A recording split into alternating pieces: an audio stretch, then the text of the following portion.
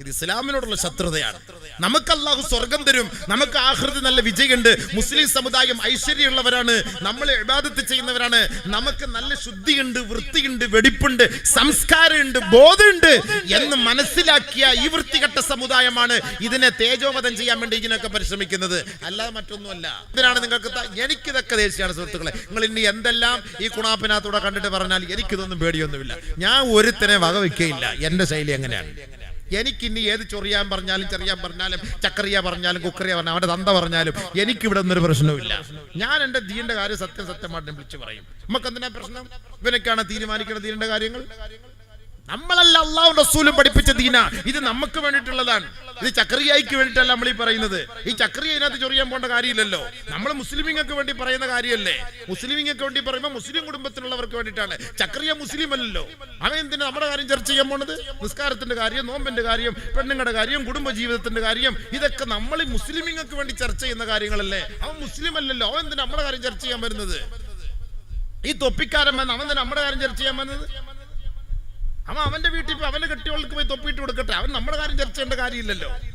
അവൻ നമ്മളെ കുറിച്ച് എന്താണ് ചർച്ച ചെയ്യുന്നത്? ഇസ്ലാമിന്റെ ശരീഅത്തിന്റെ ഖുർആനും ഹദീസും അല്ലാഹു റസൂലും നമുക്ക് പഠിപ്പിച്ചു തന്നിട്ടുണ്ട്. പരിശുദ്ധമായ ഖുർആനിനകത്ത് ഹൂർലിങ്ങളെ കുറിച്ച് പറഞ്ഞിട്ടുണ്ട്, അവരുടെ നിതംബത്തെ കുറിച്ച് പറഞ്ഞിട്ടുണ്ട്. എന്താ കുഴപ്പമായിപ്പോ? അത് പറയുമ്പോ മാത്രം നിനക്ക് എന്താ എത്ര പുളുത്തം? ഇതൊന്നും ഇല്ലാതെ തുറന്നു വെച്ചിട്ട് ഈ ടിവിയുടെ മുന്നിലിരുന്ന്, ഈ മീഡിയയുടെ മുന്നിലിരുന്ന് ഈ സാമാനം കാണിച്ചുകൊണ്ട് ഇന്റർവ്യൂ എടുക്കുന്നതിന് ഉമാർക്കൊന്നും ഒരു പ്രശ്നമില്ല. അതിനൊന്നും ആർക്കും ഒരു പ്രശ്നമില്ല. കീറിയ ഡ്രസ് ഇട്ട് നടക്കുന്നതിന് പ്രശ്നമില്ല.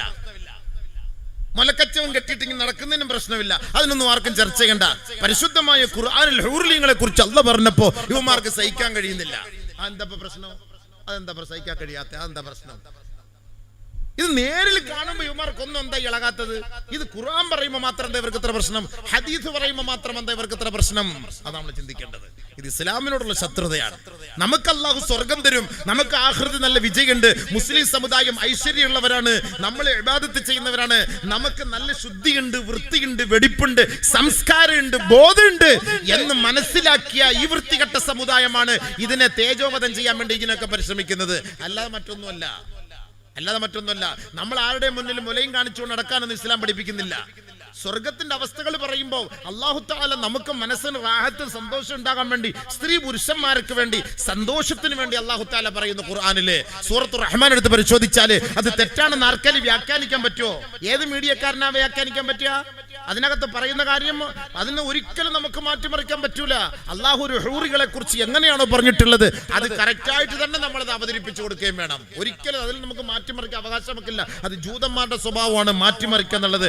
ആയത്തുകൾ മാറ്റിമറിക്കുക, മറച്ചു വെക്കുക എന്നുള്ളത് ജൂതന്മാരുടെ സ്വഭാവമാണ്. അല്ലാഹു കാത്തിരക്ഷിക്കട്ടെ. അല്ലാഹു മനസ്സിലാക്കാൻ തോഫിക്കട്ടെ. എന്താ ഉഷാറില്ലേ ആർക്കും? നിങ്ങൾക്ക് ഉഷാർ പറയുന്നുണ്ടായിരിക്കും. മഴ അത് നിർത്തിയേക്കാം. ആൾക്ക് ദീൻ കേൾക്കാൻ താല്പര്യമില്ല. അതിനേക്കാൾ നല്ലത് മഴ പെയ്യലാണ് ഹൈറ്. ഈ പാവപ്പെട്ട ചെറുപ്പക്കാർ ഇത്രയും ദീൻ പഠിക്കാൻ വേണ്ടി, മനസ്സിലാക്കാൻ വേണ്ടി സംവിധാനങ്ങളൊക്കെ ഒരുക്കി വെക്കുമ്പോൾ നമ്മൾ അൽഹംദുലില്ലാ വന്നിരുന്നതിന് പ്രോത്സാഹനം നൽകണം, പ്രചോദനം കൊടുക്കണം. നമ്മുടെ ദീനിനെ നമ്മൾ സപ്പോർട്ട് ചെയ്യണം. നമ്മുടെ ദീൻ കേൾക്കാൻ നമ്മൾ സപ്പോർട്ട് ചെയ്യണം. മുസ്ലിയാരെ നോക്കിയിട്ടല്ല വാത് കേൾക്കാൻ വരുന്നത്, മുസ്ലിയാരെ നോക്കിയിട്ടല്ല. അവിടെ പറയുന്നത് എന്താ? ഖുർആനും ഹദീസുമാണല്ലോ. ആ ഖുർആനും ഹദീസും പറയുമ്പോൾ ആ ഖുർആനും ഹദീസിനോടുള്ള ബഹുമാനം, അത് ആര് പറഞ്ഞാലും അള്ളാന്റെ കലാമാണ്, നബിതങ്ങളുടെ വചനങ്ങളാണ് എന്നുള്ള നല്ല മനസ്സിന്റെ ആ ഒരു നല്ല നീയത്തോടു കൂടിയാണ് നമ്മൾ വന്നിരുന്ന് കേൾക്കേണ്ടത്. അല്ല മറ്റാരെയും തൃപ്തിപ്പെടുത്താനൊന്നുമല്ല. നിങ്ങൾ EP എന്ന് പറഞ്ഞുകൊണ്ടൊന്നും ആള് കൂടിയിട്ടൊന്നും വലിയ കാര്യമൊന്നുമില്ല. എനിക്ക് അതിനകത്ത് ആള് കൂടുന്നത് കൊണ്ട് എനിക്ക് വലിയ ഫഖർ കൂടെയില്ല. എനിക്ക് അതിനകത്ത് വലിയ താല്പര്യമില്ല. എനിക്ക് 10,000 കണക്കിന് ആള് കൂടുന്നത് കൊടുത്തൊന്നും എനിക്ക് വാതിന് ഉഷാർ കിട്ടുമൊന്നുമില്ല. എനിക്ക് 10 പേര് കിട്ടിയാൽ മതി. കേൾക്കാൻ താല്പര്യമുള്ള 10 പേര് തിൽക്കാശരത്തും കാമില്ല റാഹത്തായി അള്ളാന്റെ ദീൻ ഞാൻ പറഞ്ഞുതരും ഇൻഷാ അല്ലാഹ്. എനിക്കതേ ഉള്ളൂ. എനിക്ക് അങ്ങനെ പേടിയൊന്നുമില്ല. ഞാൻ 30 വർഷം വാത് പറയാൻ തുടങ്ങി. 30 വർഷമായി. 1995 മുതൽ വാത് പറയാൻ തുടങ്ങിയതാണ്. അൽഹംദുലില്ലാഹ്. അള്ളാഹുവിന്റെ ഫضل കൊണ്ട് ഇന്ന് വരെ നമുക്ക് ആള് കൂടുതലല്ല വിഷയം. പറയുന്നത് ഇച്ചിരി പച്ചയ്ക്ക് പറയണം, അത് കേൾക്കണം, പഠിക്കണം. എന്തുകൊണ്ട് മനസ്സിലാക്കുന്നില്ല, ചിന്തിക്കുന്നില്ല? അതാണ് നമ്മുടെ വിഷമം. എന്തുകൊണ്ട് ഇത്രയും കേട്ട് ഈ ഉമ്മത്തിന് മാറ്റം വരുന്നില്ലല്ലോ? അതുകൊണ്ട് ഈ ബാലിനോട് തന്നെ വെറുപ്പായി പോയി. ഹക്ക് പറയാണ്. ഇതിട്ട് അലക്കുമ്പോൾ നമ്മുടെ കൗമ എൻ്റെ പറയും കമന്റ്, ആ മൊയ്ലിയാരെ കുനിച്ചീർത്തിടിക്കാൻ ആരുമില്ലല്ലേ, ആ മൊയ്ലിയാർക്ക് ഇവനെ കൊടുക്കാനേ, ഇവനൊക്കെ ഏതാടാ മൊയ്ലിയാർ? ആരാ പറയുന്നത്? ഒരു ജോസഫ് ഔസേപ്പോ അല്ല പറയുന്നത്, നമ്മുടെ കാക്കാമാര്. അതാണ് നമുക്ക് സഹിക്കാൻ ഒക്കാത്തത്. നമ്മുടെ കാക്കാമാര് പറയുന്നത്. എന്താ ഇവനൊക്കെ ബോധം കിട്ടുക, ഇവനൊക്കെ എന്താ ഏത് കാലത്ത് ഇവനൊക്കെ ബോധം കിട്ടുക? ഇവനൊക്കെ ചാവാറാകുമ്പോൾ ദ്വാരക്കേണ്ട നമ്മളാണ്. ഇവൻ്റെയൊക്കെ ചത്തി ഇവൻ്റെ ശവം മുന്നിൽ കൊണ്ടുവരുമ്പോൾ അള്ളാഹു അക്ബർ എന്ന് കൈ കെട്ടിയിട്ട് അള്ളാഹു മഗ്ഫിർ വറഹ്മു പണ്ടാരക്കാലിന് പുറത്തോട് പടച്ചവന് എന്ന് പറയേണ്ടത് നമ്മളാണ്. ഇവനൊക്കെ നമ്മൾ എങ്ങനെ ദ്വാരക്കും മനസ്സ് തുറന്നിട്ട് എങ്ങനെ ദ്വാരക്കും കൊണ്ടുവരുന്ന ചത്ത് കഴിയുമ്പോൾ കൊണ്ടുവന്ന് വെക്കുന്നത്? ഇവനൊക്കെയാണ് മുസ്ലിയാക്കന്മാരെ കുറ്റം പറയാണ്. അള്ളാഹുവിന്റെ ദീൻ പറയുമ്പോൾ എന്തിനാണ് നീ എല്ലാം കുറ്റം പറയാൻ നിൽക്കുന്നത്? ഇസ്ലാമിനോ ശരീഅത്തിനോ എതിരായിട്ടാണ് നമ്മൾ പറഞ്ഞതെങ്കിൽ ഓക്കെ, നിനക്ക് കുറ്റം പറയാം, ആലിമിനെ ചോദ്യം ചെയ്യാം. ഇസ്ലാമിൽ ഇല്ലാത്ത കാര്യമാണ് പറഞ്ഞതെന്ന് ഇസ്ലാമിലുള്ള കാര്യം പറയുമ്പോൾ ചോദ്യം ചെയ്യാൻ ആരുള്ള അവകാശം? ആദ്യം നീ ദീൻ പഠിക്കണം. അള്ളാഹു മനസ്സിലാക്കാൻ തൗഫീഖ് തരട്ടെ. സുബ്ഹാന മൻ യുസബ്ബിഹു റഅദു ബിഹംദിഹി വൽ മലായികത്തു മിൻ ഖീഫതിഹി. നമ്മുടെ സഹോദരങ്ങൾ സംഘടിപ്പിച്ച പരിപാടിയാണ്.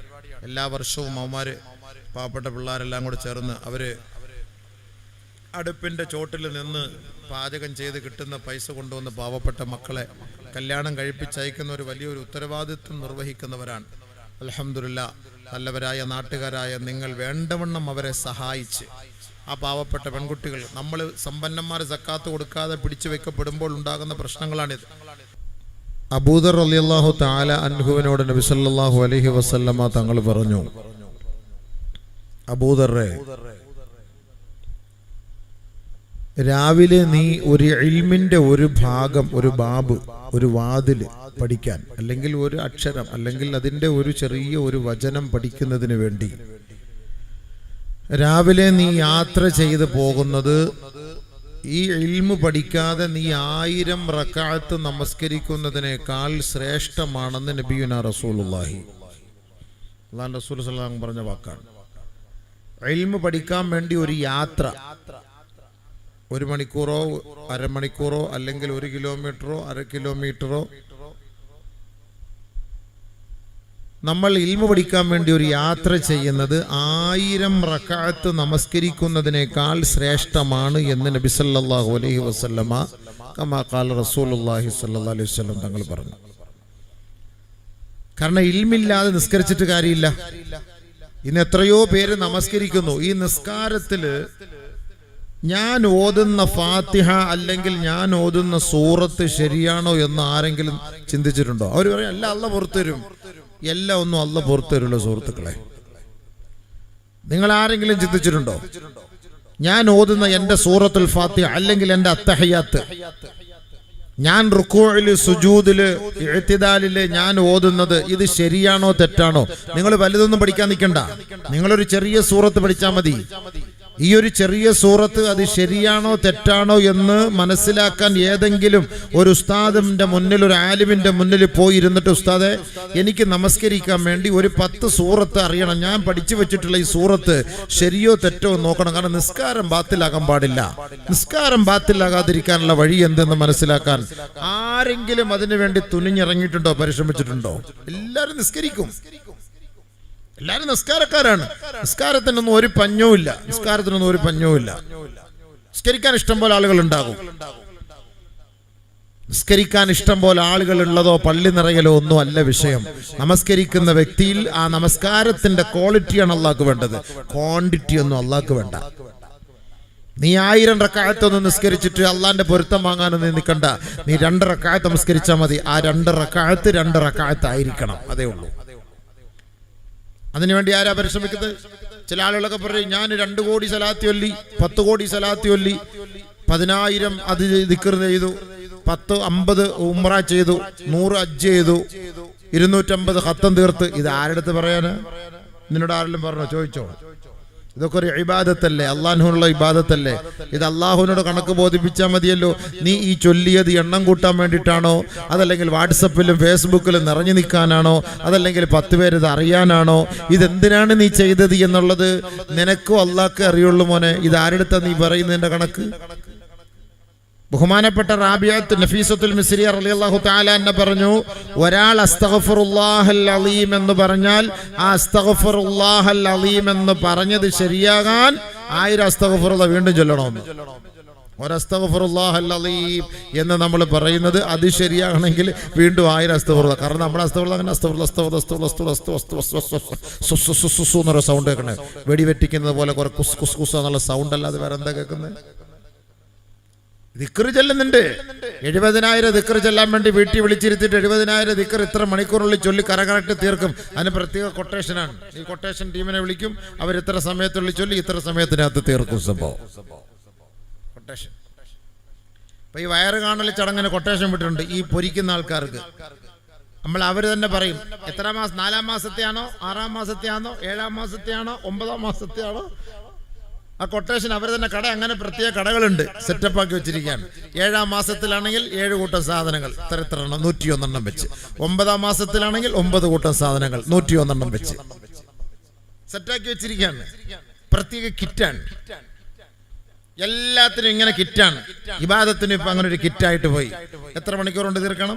70,000 ദിക്ർ. ഞങ്ങൾ എത്ര പേര് വരും, ഇത്ര പേരുണ്ട്, അത്ര പേര് വന്നാൽ ഇത്ര സമയം കൊണ്ട് തീർക്കും, ഇത്ര പേര് വന്നാൽ അത്ര സമയം കൊണ്ട് തീരുള്ളൂ, എത്ര സമയം കൊണ്ട് നിങ്ങൾക്ക് തീർക്കണം. കാര്യം പറയും, ഏത് സൈസിൽ വേണം, ഉറക്കം ഓതണോ പതുക്കെ ഓതണോ, നിന്ന് ഓതണോ ഇരുന്ന് ഓതണോ, എല്ലാം ഒരു പ്രഹസനം, എല്ലാം ഒരു പ്രഹസനം. അതിന് നമ്മൾ പാവപ്പെട്ട നമ്മളും കൂട്ടി നിൽക്കുന്നു, ആലിമീങ്ങളും കൂട്ട് നമ്മളും കൂട്ട്. അള്ളാഹുവിന് വേണ്ടി അള്ളാഹുവിന്റെ മുന്നിൽ ഇബാദത്ത് ചെയ്യേണ്ട നമ്മളെല്ലാം ഇതെല്ലാം ഒരു പ്രഹസനം പോലെ ഇങ്ങനെ മുന്നോട്ട് കൊണ്ടുപോകും. ഇതൊക്കെ സ്വീകരിക്കുമോ ഇല്ലയോ, ഇതൊക്കെ അള്ളാഹ്ക്കല്ലാതെ മറ്റാർക്കറിയാം.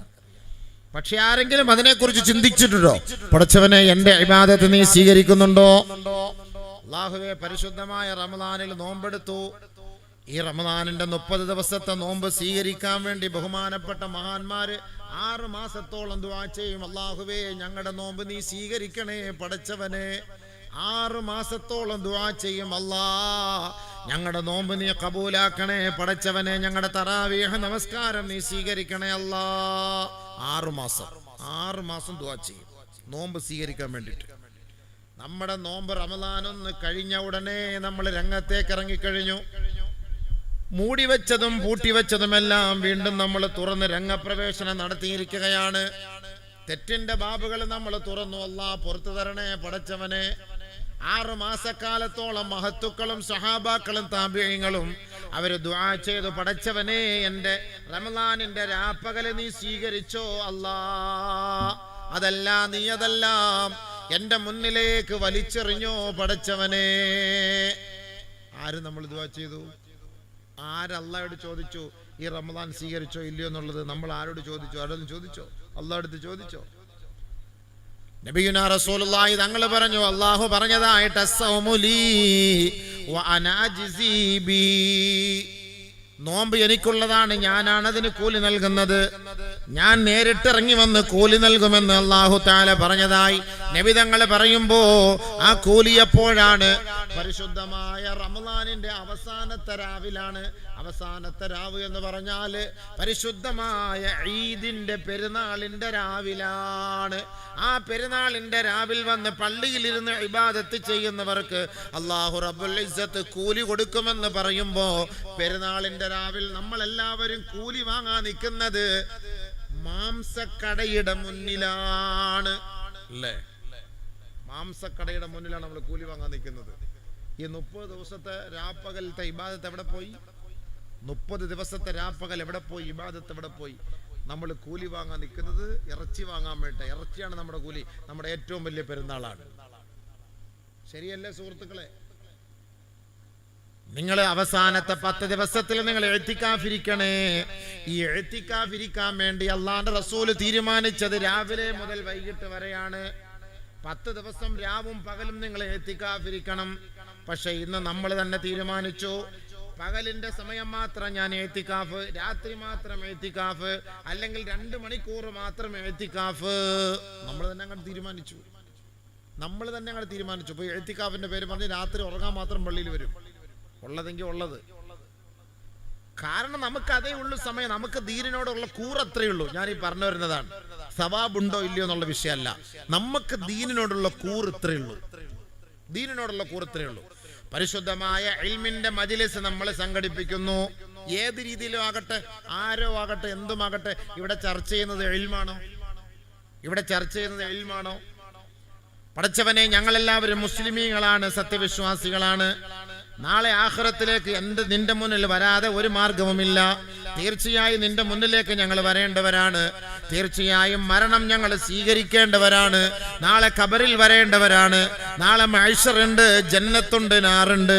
ഖബർ അടക്കിയിട്ട് ഖബറിന്റെ വാതിൽക്കൽ ഇരുന്നു കൊണ്ട് തലയുടെ ഭാഗത്തിരുന്നിട്ട് അവിടുത്തെ ഉസ്താദുമാരെ തൽഖീനോദി തരുന്നത് നിങ്ങൾ കേൾക്കുന്നില്ലേ? മുൻകർ നക്കീർ എന്നത് സത്യമാണ്. അവിടെ സുആല് സത്യമാണ്. അവിടുത്തെ ഹിസാബ് സത്യമാണ്. അവിടുത്തെ സിറാത്ത് സത്യമാണ്. അവിടുത്തെ ജന്നത്തും നാറും സത്യമാണ്. ഇത് സത്യമാണെന്ന് ഒരു ഖബറിന്റെ അരികിൽ നിന്ന് പറയുമ്പോൾ മയ്യത്തും കേൾക്കുന്നു, ഹയ്യായിട്ട് ജീവിച്ചിരിക്കുന്നവരും കേൾക്കുന്നു. പക്ഷേ അല്ലാഹുവേ, എന്താണ് ഖബർ? ആരാണ് മുൻകർ? ആരാണ് നക്കീർ? അവരുടെ സുആല്, ചോദ്യം എന്താണ്? അതിനുള്ള ജവാബ് എങ്ങനെയാണ്? അതാർക്കാണ് പറയാൻ കഴിയുക? അതെങ്ങനെയായിരിക്കും അവർ ചോദിക്കുക? ചോദിച്ചതിന്റെ മറുപടി പറഞ്ഞില്ല എങ്കിൽ അവരുടെ പ്രതികരണം എങ്ങനെയായിരിക്കും? പിന്നീട് ഖബർ മുതലുള്ള പ്രയാണം എങ്ങോട്ടാണ്? അത് ഏതവസ്ഥയിലാണ്? സിറാത്ത് എന്ന് പറഞ്ഞാൽ എന്താണ്? ഹിസാബ് എന്ന് പറഞ്ഞാൽ എന്താണ്? മീസാൻ എന്ന് പറഞ്ഞാൽ എന്താണ്?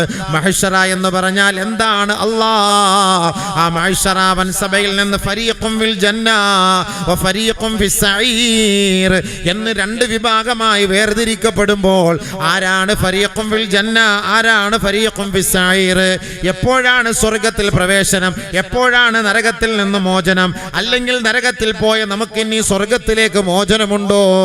ആദരവായ റസൂലുള്ളാഹി തങ്ങളെ സ്വഹാബാക്കളെ കാണാൻ കഴിയോ? മുൻഗാമികളായി മരിച്ചുപോയ നമ്മുടെ മഹത്തുക്കളെ കാണാൻ പറ്റുമോ? നമ്മുടെ മാതാപിതാക്കളെ കാണാൻ പറ്റുമോ? നമ്മൾ അല്ലാഹുവേ ദുനിയാവിന് വേണ്ടി ചെയ്ത സദഖകളെല്ലാം ഇതിന്റെ ഗുണങ്ങളെ കുറിച്ച് ഞങ്ങൾ ഉസ്താദുമാര് പറഞ്ഞത് കേട്ടിട്ടുണ്ട്. അതിന്റെ മഹത്വങ്ങൾ മനസ്സിലാക്കാൻ ഞങ്ങൾക്ക് കാണാൻ കഴിയുമോ? ഇതിനെക്കുറിച്ച് ആരെങ്കിലും ചിന്തിച്ചിട്ടുണ്ടോ? ഇതിനെക്കുറിച്ച് ചിന്തിച്ചിട്ടുണ്ടോ സുഹൃത്തുക്കളെ?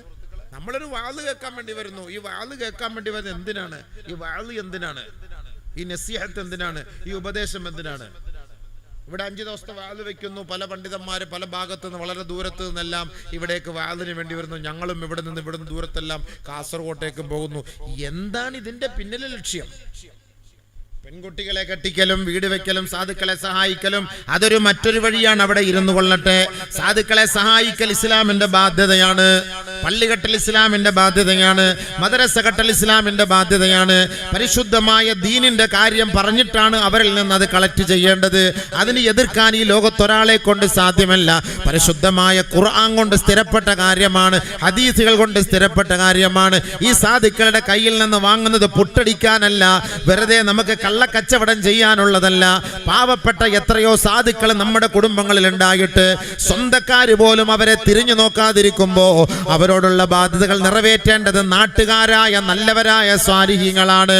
ബഹുമാനമുള്ള സഹോദരങ്ങളെ, കോടാനുകോടി രൂപകളിട്ട് സക്കാത്ത് കൊടുക്കാതെ നമ്മൾ കച്ചവടം ചെയ്യുമ്പോ കോടീശ്വരന്റെ കണക്ക് പരിശോധിച്ചാൽ, കേരളക്കാരനായ മുസ്ലിം സഹോദരങ്ങളുടെ കണക്ക് പരിശോധിച്ചാൽ അവൻ കൃത്യമായി എല്ലാ വർഷവും അവന്റെ സമ്പത്തിൽ നിന്ന്, അവന്റെ മുതൽ മുടക്കിൽ നിന്ന് കൃത്യമായി 2.5% അവൻ അള്ളാന്റെ മാർഗത്തിൽ സക്കാത്ത് കൊടുത്താൽ ഈ ദുനിയാവില് വിശിഷ്യായി കേരളത്തിൽ ഒരു തെണ്ടികൾ പോലും ഉണ്ടാവുകയില്ല കേട്ടോ. പക്ഷേ ആരാണ് അതിനു വേണ്ടി ചെലവാക്കുക? ആരാണ് സമയം ചെലവാക്കുക? ആരാണ് അതിനു വേണ്ടി പണം മാറ്റിവെക്കുക? ലക്ഷോപലക്ഷങ്ങളുള്ളവനാണ്, കോടികൾ കൊണ്ട് കളിക്കുന്നവനാണ്, എത്രയോ ഏക്കർ കണക്കിന് സ്ഥലം വാങ്ങിയിട്ടുള്ളവനാണ്. അവന്റെ വലിയ വീടിന്റെ മുന്നിലേക്ക് ഗേറ്റ് തുറന്ന് അവനെ പ്രതീക്ഷിച്ചിരുന്ന് അവനിങ്ങനെ ഇറങ്ങി വരുമ്പോ അവനോട് തന്റെ ആവലാതി വേവലാതി പറഞ്ഞാൽ അവൻ പിച്ചച്ചട്ടിയിലേക്ക് വലിച്ചിടുന്നത് കേവലം 100 500 നോട്ടാണ്. 5000ങ്ങളും 50,000ങ്ങളും 5 ലക്ഷവും കൊടുത്താൽ മതിയാകാത്തവനാണ് കേവലം ഒരു 50 രൂപയിൽ ഒതുക്കുന്നത്, ഒരു 500 രൂപയിൽ ഒതുക്കുന്നത്. ഇത് സക്കാത്തല്ല കേട്ടോ, ഇത് സദഖയല്ല കേട്ടോ. കേവലം നിന്റെ വീട്ടിലേക്ക് കഷ്ടപ്പെട്ട് വന്നതിന്റെ പേരിൽ ആ ഒരു ബാധ്യത എങ്ങനെയെങ്കിലും ഒഴിവാക്കാൻ, ഈ ഒരു ഇടങ്ങേറി എന്റെ വീട്ടിൽ നിന്ന് പോകാൻ വേണ്ടി നീ അവരെ കല്ല് വെച്ച് എറിയുന്നതിന് പകരം കേവലം നാണയത്തുട്ടുകൾ കൊണ്ട് എറിഞ്ഞു ഓടിക്കുകയാണ് ചെയ്യുന്നത്. യഥാർത്ഥ നിന്റെ മനസ്സിന്റെ ഉള്ളിൽ നിന്ന് കൊടുക്കുന്ന സദഖയല്ല. അങ്ങനെ ആരാ കൊടുക്കുക?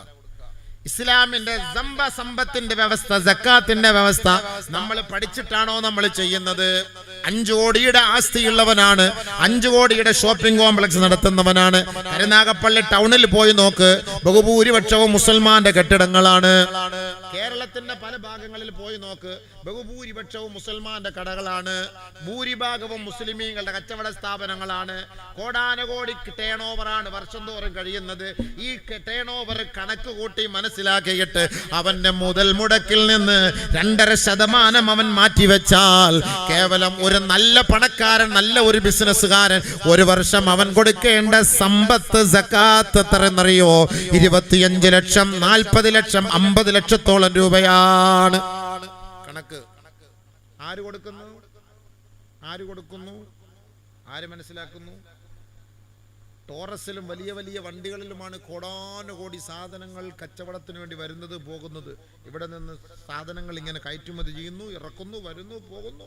ഗോഡൌണിലേക്ക് സാധനം വരുന്നു. ഗോഡൌണിൽ കോടാനുകോടിയുണ്ട്, ഗോഡൌണിൽ ലക്ഷക്കണക്കിനുണ്ട്, അവിടെയുണ്ട് ഇത്ര ഗോഡൌൺ. ഈ ഗോഡൌണിലുള്ള കോടിക്കണക്കിന് രൂപയുടെ സാധനങ്ങൾ മൊത്തം നീ കണക്ക് കൂട്ടണം. ഒരു വർഷമാകുമ്പോ ആ കണക്ക് കൂട്ടണം.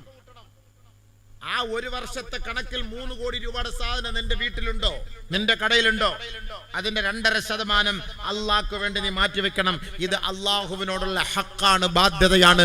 ബാങ്ക് വിളിക്കുമ്പോൾ നിസ്കരിക്കാൻ പള്ളിയിൽ പോകുന്നത് പോലെ നിർബന്ധമായ ബാധ്യതയാണ്. ഇത് പാവപ്പെട്ടവന്റെ ഹക്കാണ്. ഈ 2.5% കൊടുക്കാതെ നീ അതിട്ട് കച്ചവടം ചെയ്താൽ നിന്റെ കച്ചവടം തകർന്ന് തരിപ്പണമാകും. അത് പാവപ്പെട്ടവന്റെ പണമിട്ടാണ് നീ കളിക്കുന്നത്. അത് നിന്റെ വയറ്റിൽ തീയായി മാറുമെന്നാണ് പരിശുദ്ധമായ ഖുർആൻ പഠിപ്പിക്കുന്നത്. ഇത് മനസ്സിലാക്കണമെങ്കിൽ ഇൽമു കേൾക്കണ്ടേ? എത്ര പണക്കാരന്മാരാ വാഴ് കേൾക്കുന്നത്? എത്ര പണക്കാരന്മാരാ ദീൻ കേൾക്കുന്നത്? ഈ പാവപ്പെട്ട മീൻ കച്ചവടക്കാരും ഇറച്ചി കച്ചവടക്കാരും ഈ പാവപ്പെട്ട തൊഴിലാളികളും കൂലിപ്പണിക്കാരന്മാരും വാഴ് കേൾക്കാൻ വരും. വലിയ വലിയ സമ്പന്നന്മാർ എവിടെ വാഴ് കേൾക്കാൻ വരുന്നത്? വലിയ വലിയ സമ്പന്നന്മാർ വാഴ് കേൾക്കാൻ വന്നാൽ ഈ വാഴ് കേൾക്കുന്നതനുസരിച്ച് അവൻ പ്രവർത്തിക്കേണ്ടി വരും. പ്രവർത്തിച്ചാൽ അവന്റെ സമ്പത്തിൽ നഷ്ടം വരുമെന്ന് അവൻ ധരിക്കുന്നുണ്ട്. ആര് വരുന്നുണ്ട് വാഴിന്? ഇനി അവൻ ജുമുഅക്ക് പള്ളിയിൽ വന്നാൽ തന്നെ ഇമാമ മിമ്പറിൽ കയറുന്ന സമയത്തെ പള്ളിയിലേക്ക് വരുള്ളൂ. അല്ലാത്ത സമയത്ത് അവൻ പള്ളിയിൽ വരൂല. അവന്റെ അടുത്ത് ദീനിന്റെ കാര്യങ്ങൾ പറയാൻ, അല്ലെങ്കിൽ അത് കേൾക്കാൻ, അത് മനസ്സിലാക്കാൻ, അവന്റെ സമ്പത്ത് അള്ളാന്റെ മാർഗത്തിൽ വേണ്ടവണ്ണം ചെലവാക്കാൻ, അതിനൊരു അവസരം കണ്ടെത്താൻ ഏത് സമ്പന്നനാണ് തയ്യാറാകുന്നത്? ഏത് സമ്പന്നനാണ്? കണക്ക് കൂട്ടി സമ്പത്ത് കറക്റ്റായിട്ട് കച്ചവടത്തിന്റെ കണക്കുകൾ മൊത്തം കൂട്ടി അവന്റെ മൂലധനം കണക്ക് കൂട്ടി അവൻ സക്കാത്ത് കൊടുത്താൽ ഇന്നത്തെ ഈ കാലഘട്ടത്തിൽ നമ്മുടെ കേരളത്തിൽ തന്നെ ബഹുമാനമുള്ള സഹോദരങ്ങളെ 80 ലക്ഷം മുസ്ലിമീങ്ങളിൽ 10 ലക്ഷം പണക്കാരുണ്ടെന്ന് കൂട്ടിക്കോളി. 10 ലക്ഷം പണക്കാർ കൂട്ടിക്കോളി. ബാക്കി 70 ലക്ഷവും സാധുക്കളാണ്, അല്ലെങ്കിൽ ഒരു മീഡിയം ലെവലാണ്. അവരും കൊടുക്കണം. അതവിടെ ഇരിക്കട്ടെ. എന്നാലും ടോപ്പ് ലെവലിലുള്ള ലക്ഷങ്ങൾ അല്ലെങ്കിൽ 1 ലക്ഷം സമ്പന്നന്മാരുണ്ടാകട്ടെ, അവർ തന്നെ കൊടുത്താൽ മതിയല്ലോ. കോടാനുകോടി രൂപയുടെ സക്കാത്ത് ഉണ്ടാകും. കണക്കറിയില്ല ആർക്കും, ഇതിന്റെ കണക്കറിയില്ല. ഈ സമ്പത്ത് സക്കാത്ത് എന്താണെന്ന് എന്റെ സുഹൃത്തുക്കളെ വലിയ വലിയ സമ്പന്നന്മാര് പഠിക്കണം. ഇതെന്റെ പ്രഭാഷണത്തിലൂടെ നിങ്ങൾ ഈ ടിവിയിലൂടെ അല്ലെങ്കിൽ ഈ മീഡിയയിലൂടെ നിങ്ങൾ ലോകത്ത് എവിടെ ഇരുന്നാലും നിങ്ങൾ കേൾക്കാം. നിങ്ങൾക്ക് കോടികൾ കൊണ്ട് നിങ്ങൾ കളിക്കുമ്പോൾ ഓർക്കണം, നാളെ ഒരു ദിവസം മലക്കുൽ മൗത്ത് നിന്നെ തേടിയെത്തും. നാളെ ആഖിറത്തിലെത്തിയിട്ട് ഇതിന്റെ മുഴുവനും ഹിസാബ് പറയേണ്ടി വരുമ്പോൾ പടച്ചവനെ ഒരാലിമീങ്ങളും അത് പറഞ്ഞു തന്നിട്ടില്ലല്ലോ എന്ന് പറയാൻ നിനക്ക് അവിടെ അവകാശമില്ല. ആലിമീങ്ങൾ പറയുന്ന സ്ഥലത്ത് കേൾക്കാൻ നീ വന്നിട്ടില്ല. അതാണ് അതിന്റെ അർത്ഥം. നമസ്കരിക്കണമെങ്കിൽ നമസ്കാരം എങ്ങനെയെന്ന് പഠിക്കാൻ നീ തയ്യാറാകണം. ഖുർആൻ ഓതാൻ പറ്റാത്തതിന്റെ പേരിൽ എന്തുകൊണ്ട് ഖുർആൻ ഓതാൻ പറ്റിയില്ല? പഠിക്കാനുള്ള അവസരം ഉണ്ടായിട്ട് പഠിക്കാൻ തയ്യാറായില്ല. സക്കാത്ത് കൊടുക്കണമെന്ന് ആഗ്രഹമുണ്ട്. എങ്ങനെയാണ് സക്കാത്ത് കൊടുക്കേണ്ടത്? സാഹചര്യമുണ്ട്, പഠിപ്പിച്ചേരാൻ ആലിമ്യങ്ങളുണ്ട്. പക്ഷെ അത് പഠിക്കാൻ ഞാൻ തയ്യാറായില്ല. നോമ്പ് പിടിക്കേണ്ടത് എങ്ങനെ, അതെങ്ങനെ മനസ്സിലാക്കും? ഇതിനുള്ള സാഹചര്യം എനിക്കുണ്ട്, പക്ഷെ ഞാൻ തയ്യാറല്ല. പിന്നെ എങ്ങനെ കൊടുക്കുക? ഇതിന് ഞാൻ തയ്യാറല്ലെങ്കിൽ പിന്നെ എങ്ങനെ നീ കൊടുക്കും? എങ്ങനെ പഠിക്കും? ഇതിനാണ് അബൂദർ റളിയല്ലാഹു അൻഹു തങ്ങൾ പറയുന്നത്, അബൂദർ വെറുതെ പോയി 1000 റക്അത്ത് നിസ്കരിച്ചിട്ടൊന്നും കാര്യമില്ല. അബൂദർ ആദ്യം നമസ്കാരം എന്തെന്ന് പഠിക്ക്. ഖുർആൻ ഓതിയിട്ട് കാര്യമില്ല, ഖുർആൻ ഓതേണ്ടത് എങ്ങനെയെന്ന് പഠിക്ക്. സദഖ സക്കാത്ത് ചെയ്തിട്ട് കാര്യമില്ല, അത് എങ്ങനെയെന്ന് പഠിക്ക്. കച്ചവടം നടത്തിയിട്ട് കാര്യമില്ല, കച്ചവടം ഹലാലേത് ഹറാം ഏത് എന്ന് ആദ്യം പഠിക്ക്. ഈ വാളെന്ന് പറയുന്ന ചെറിയ കാര്യമല്ല. നിങ്ങൾ കരിക്ക് കുറെ പെണ്ണുങ്ങളെ കെട്ടിക്കാൻ വേണ്ടി പൈസ പിരിക്കാനാണെന്ന്, അതും ഇസ്ലാമിന്റെ ഭാഗമാണ്. ഈ സമ്പന്നന്മാര് സക്കാത്ത് കൊടുക്കാത്തത് കൊണ്ടല്ലേ ഇങ്ങനെ ഒരു പിരിവ് വരേണ്ടി വരുന്നത്? അവന്റെ വീടിന്റെ പട്ടിയെ സൂക്ഷിക്കുന്ന ചെറിയ ഒരു പെട്ടി ഉണ്ടല്ലോ, ആ പെട്ടിയുടെ പൈസ കൊടുത്താൽ മതി ഒരു പാവപ്പെട്ട പെണ്ണിന്റെ കണ്ണിനിരൊപ്പാൻ പറ്റും. പൂച്ചയെ വളർത്തുന്ന പൈസ മതി. 2 ലക്ഷം രൂപ 4 ലക്ഷം രൂപയുടെ പൂച്ചയെ വാങ്ങുന്നവരുണ്ട്. 4 ലക്ഷം രൂപയുടെ പൂച്ച. ആര് പറഞ്ഞു 4 ലക്ഷം രൂപ കൊടുത്ത് പൂച്ചയെ വാങ്ങാന്? ഈ പൂച്ചയ്ക്ക് തീറ്റ വാങ്ങാന് ലക്ഷക്കണക്കിന് രൂപ ചെലവാക്കുന്നവരുണ്ട്. ഈ അടുത്ത സമയത്ത് ഞാൻ പത്രത്തിൽ കണ്ടതാണ്, ന്യൂസിൽ കണ്ടതാണ്, 1.5 കോടിയുടെ പട്ടി ഒരാൾ വാങ്ങി. 1.5 കോടിയുടെ പട്ടി. ഇവന് പട്ടിയുടെ വിലയില്ല, ഇവൻ പോയി വാങ്ങിയത് 1.5 കോടി രൂപയുടെ പട്ടി. അവന്റെ മുഖത്ത് നോക്കി എടാ പട്ടി എന്ന് വിളിച്ചു നോക്ക്, അവന്റെ ദേഷ്യം കയറാം. പിന്നെ നിനക്ക് ദേഷ്യം കയറുന്നെങ്കിൽ നീ പിന്നെ 1.5 കോടി രൂപയുടെ പട്ടിയെ വാങ്ങിയത്. 1.5 കോടി രൂപ. ഞാൻ തിരുവനന്തപുരത്തൂടെ യാത്ര ചെയ്യുന്ന സമയത്ത് ഒരു പട്ടിയെ കാണാനില്ല എന്ന് പറഞ്ഞ് വളരെ വിഷമത്തോടു കൂടി എഴുതി ഒട്ടിച്ചിരിക്കുന്നു. ഒരാൾ എൻ്റെ അടുത്തേക്ക് വന്ന്, എന്താ ഉസ്താദ്, ഏതാണ്ട് ഞാൻ ഇത് കണ്ടിട്ട്, ഞാൻ പാവം വല്ല സാധുക്കളായിരിക്കും വലിയ പട്ടി. അയ്യോ അത് നമ്മുടെ കൗമ ഉസ്താദെ, നമ്മുടെ കൗമ. അവരുടെ മക്കളെ പോലെ ഇത്രയും സ്നേഹമില്ല. നമ്മുടെ കൗമാണ്, മക്കളെ പോലെ ഇത്ര സ്നേഹമില്ല. ആ പട്ടി അവർ ഇങ്ങനെ എടുത്തോണ്ട് നടക്കും, ഇങ്ങനെ എടുത്തോണ്ട് നടക്കും, അങ്ങനെ കൊഞ്ചിച്ചുകൊണ്ട് നടക്കും, ഇങ്ങനെ ഉമ്മ കൊടുക്കും, ചാപ്പാട് വാരി വായിൽ വെച്ചു കൊടുക്കും. ആ പട്ടിയെ കുറെ നാളായിട്ട് കാണാനില്ല. എൻ്റെ വിഷമം തീർന്നിട്ടില്ല. 3-ാം പത്തയും 40-ാം പത്തയും കഴിഞ്ഞിട്ട് അങ്ങനെ ഇരിക്കുകയാണ്. അവസാനം അവരിങ്ങനെ വെളിയിൽ ഒട്ടിച്ചിരിക്കുകയാണ് തിരുവനന്തപുരത്ത്. ഞാൻ നേരിട്ട് കണ്ട സംഭവമാണ്. അവർ ഭയങ്കര വില കൊടുത്ത് വാങ്ങിയ പട്ടിയാണെന്ന്. സ്വന്തം മക്കൾക്ക് ഇത്രയും വിലയില്ല. അങ്ങനെയുണ്ട് പട്ടിക്ക് വില. ലക്ഷങ്ങൾ ചെലവാക്കിയ പട്ടി അത് കാണാനില്ലെന്ന് പറഞ്ഞാൽ ഭയങ്കര വിഷമം. അതിനുവേണ്ടി ചെലവാക്കുന്നു, പട്ടിക്ക് വേണ്ടിയിട്ട്, പൂച്ചയ്ക്ക് വേണ്ടിയിട്ട്. പട്ടിക്കും പൂച്ചയ്ക്കും വെള്ളം കൊടുക്കുന്നവൻ അള്ളാണ്. നീ കൊടുക്കണം നിർബന്ധമൊന്നുമില്ല, അത് അള്ളാഹ് കൊടുത്തോളൂ എവിടുന്നെങ്കിലും. ആദ്യം നീ മനുഷ്യന്മാർക്ക് വെള്ളം കൊടു, മനുഷ്യന്മാർക്ക് വെള്ളം കൊടു. وكأي من دابة لا تحمل رزقها الله يرزقها وإياكم. പറക്കാൻ പറ്റാത്ത എത്ര പക്ഷിപറവാദികൾക്കാണ്, എത്ര മൃഗങ്ങൾക്കാണ് അല്ലാഹുവേ നീ വെള്ളം കൊടുക്കുന്നത്, അവർക്ക് അന്നദാനങ്ങൾ നൽകുന്നത്, ഭക്ഷണങ്ങൾ കൊടുക്കുന്നത്, അന്നപാനീയങ്ങൾ നൽകുന്നത് നീ തന്നെയല്ലയോ അല്ലാ. നിങ്ങൾക്കും ഭക്ഷണം നൽകുന്നത് അവൻ തന്നെയല്ലയോ.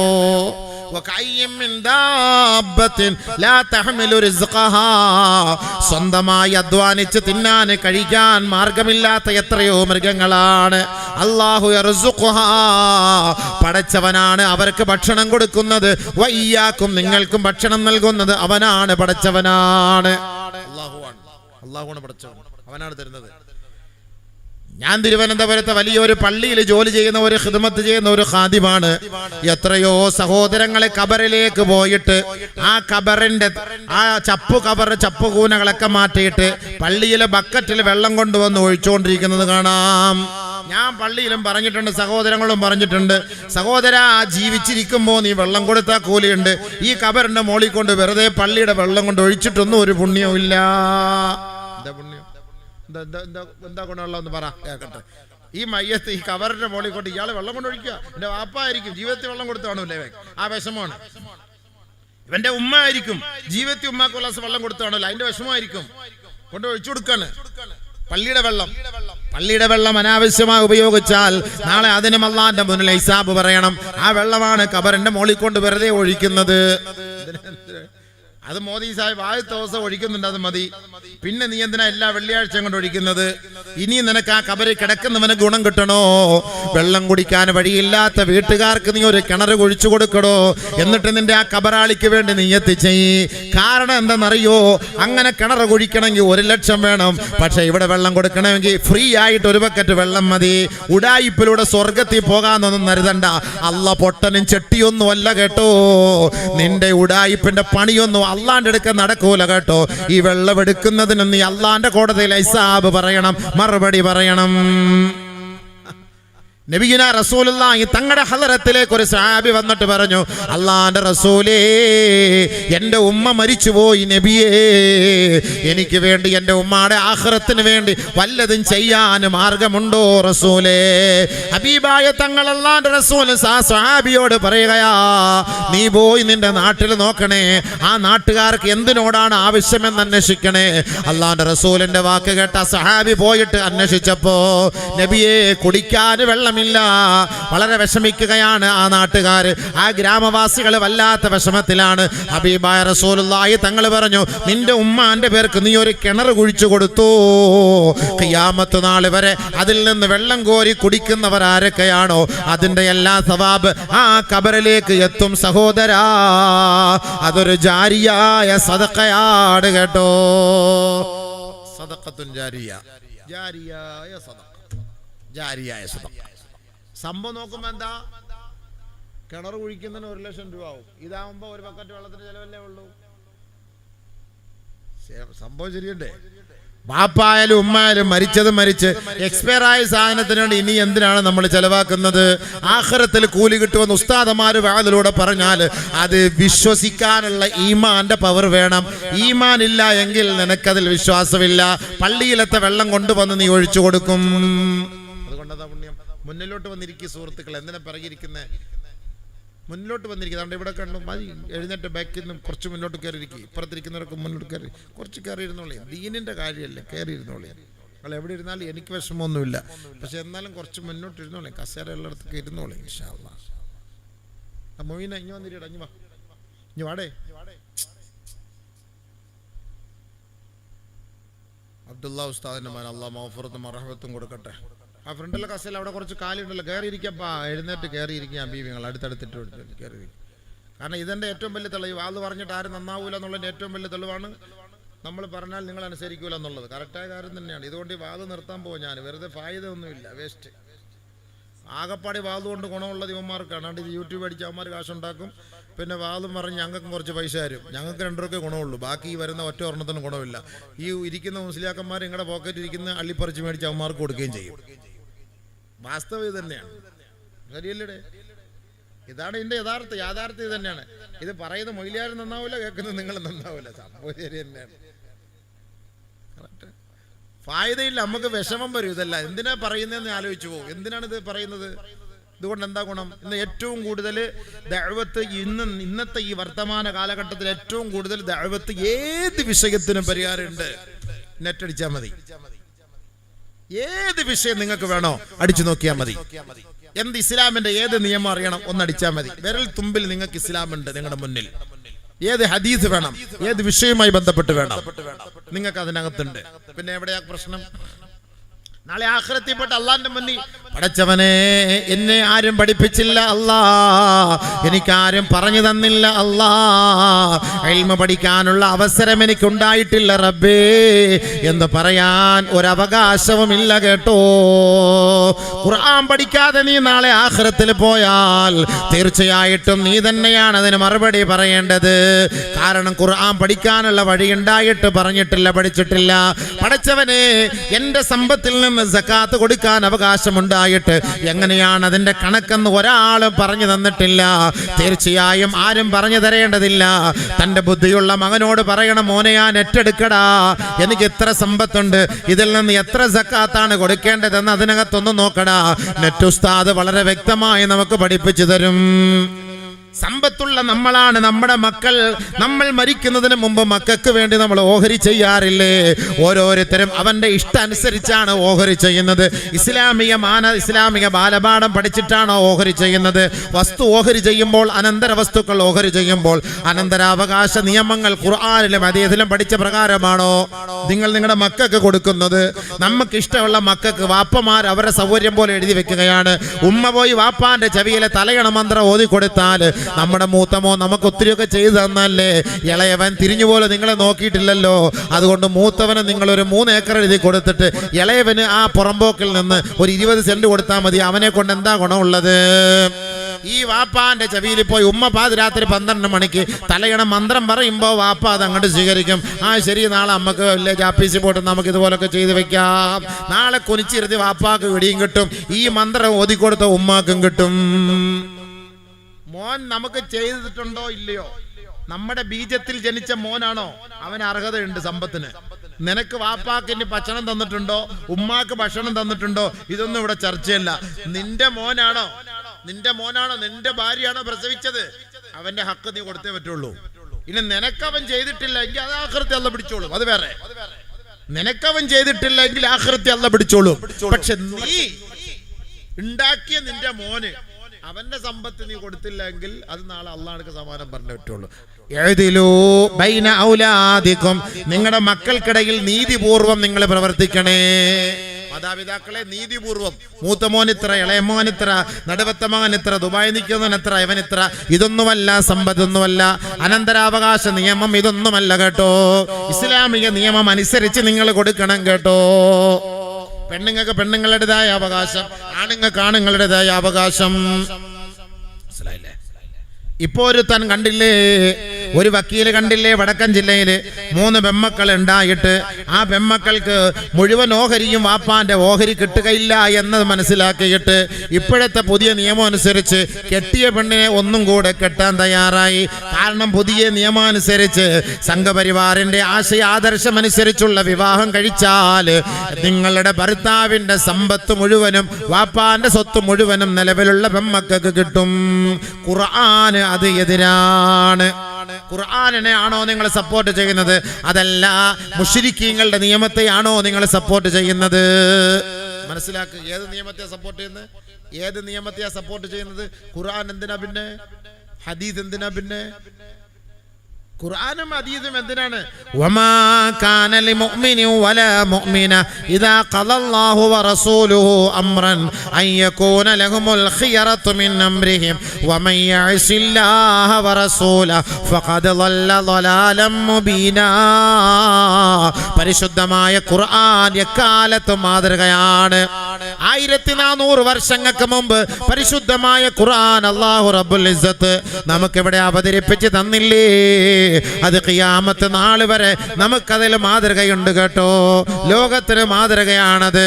ആ പരിശുദ്ധമായ ഖുർആനിൽ അല്ലാഹുവും റസൂലും ഏതൊരു കാര്യമാണോ നമുക്ക് പഠിപ്പിച്ചു തന്നത് അതിന് വിഘാതം സൃഷ്ടിച്ചുകൊണ്ട് നിന്റെ സ്വന്തം ഇഷ്ടപ്രകാരം ദീനിനെ നീ മാറ്റിമറിക്കാൻ ശ്രമിച്ചാൽ വ്യക്തമായി നീ പിഴച്ചു പോയവനാണെന്ന് പരിശുദ്ധമായ ഖുർആൻ.